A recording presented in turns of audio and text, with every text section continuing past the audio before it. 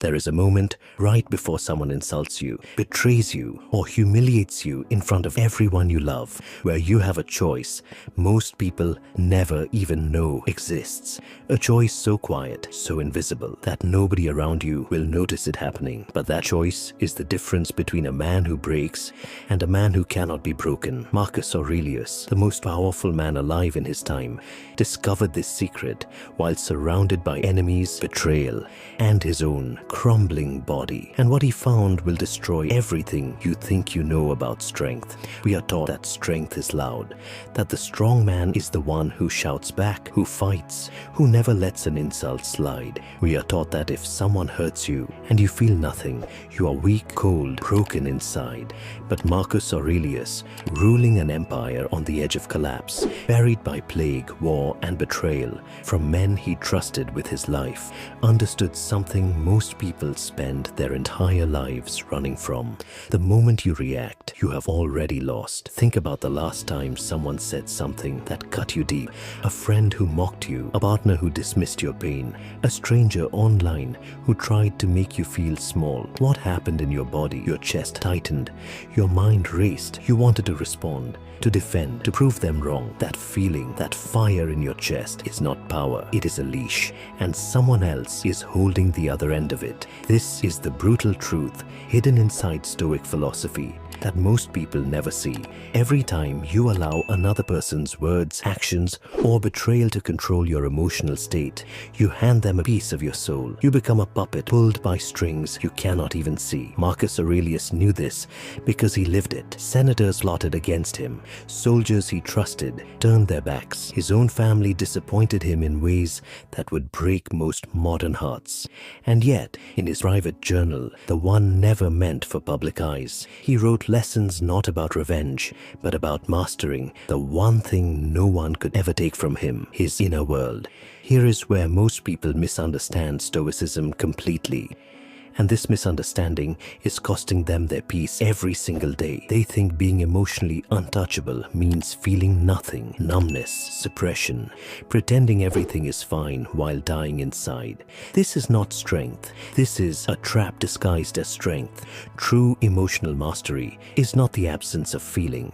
It is the refusal to let feeling dictate your actions. Let that sink in for a moment. You can feel the sting of betrayal and still choose silence. You can feel the fire of anger and still choose composure. You can feel the ache of rejection and still choose dignity. This is not suppression. This is command. And command is something only the disciplined ever learn to master. Marcus Aurelius faced something almost no modern person can imagine.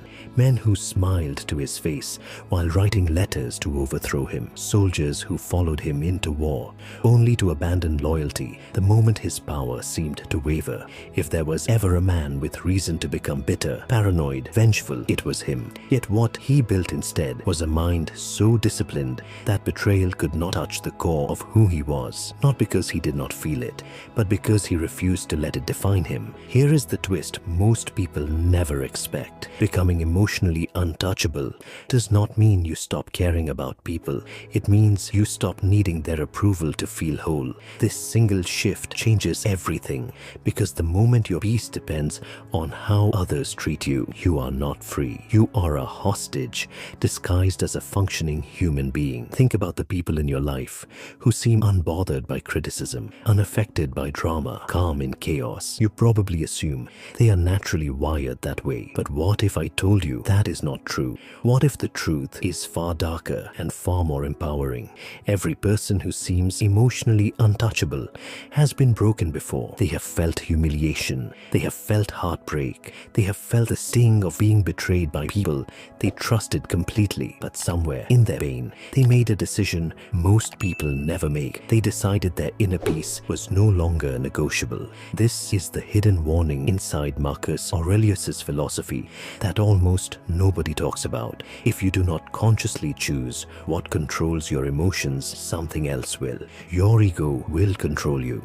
Other people's opinions will control you. Old unhealed wounds will control you. And the tragedy is, most people go their entire lives being puppets to forces they never even notice pulling the strings. Now here comes the deeper layer, the part that changes how you see every conflict in your life. Marcus Aurelius believed most human suffering does not come from what happens to us, but from our judgment about what happens to us. Someone insults you. That is an event.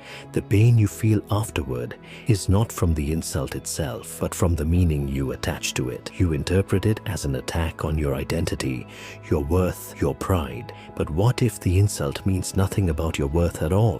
What if it only reveals something about the person who said it? This single realization is where emotional freedom begins, because once you separate the event from your reaction to the event, you take back control of something you never knew was stolen from you.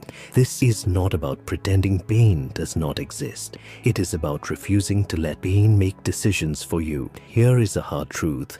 Many will resist. The people who hurt you the most are often not trying to destroy you. They are trying to feel powerful because somewhere inside they feel powerless. Hurt people project their pain outward. When you understand this, their words lose their weight, not because you stop caring, but because you finally see the truth behind the mask. Marcus Aurelius carried this wisdom into every interaction. Even with those who betrayed him, he did not seek revenge. He did not chase validation. He focused only on what he could control: his own actions, his own character, his own responses. This is the brutal secret behind becoming emotionally untouchable. You stop trying to control how others treat you, and you focus entirely on how you respond. Most people live their entire lives waiting for the world to be fair before they feel peace, waiting for people to apologize before they heal, waiting for validation before they feel worthy. This is the silent trap, keeping millions of people emotionally chained. Real power begins the moment you stop waiting. There is a darker layer still. Sometimes the people closest to you will disappoint you the most. Family who dismiss your struggles, friends who betray your trust, partners who break promises. And the pain from these moments can feel unbearable. But Marcus Aurelius teaches something almost nobody wants to hear. You are not entitled to other people's loyalty, honesty, or fairness. You can hope for it. You can build relationships around it. But building your inner peace on the assumption that people will always be good to you is building your foundation on sand. This does not mean becoming cold or distant from love. It means understanding that your emotional stability must come from within, not from the unpredictable behavior of others. This is the difference between a person who is easily shattered and a person who remains steady no matter what storm hits them. Here is the final layer, the one that ties everything together.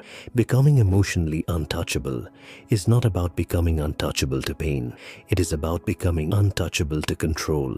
Pain will always exist. Betrayal will always exist. Loss will always exist. But the moment you stop giving others the power to dictate your peace, you become someone the world cannot break, even when it tries. Marcus Aurelius ruled the most powerful empire on earth, yet the greatest kingdom he ever built was inside his own mind, not through denial, not through suppression, but through discipline so deep that no insult, no betrayal, no tragedy could shake the throne of his inner peace. So the next time someone tries to hurt you, remember this: their words are not chains unless you choose to wear them.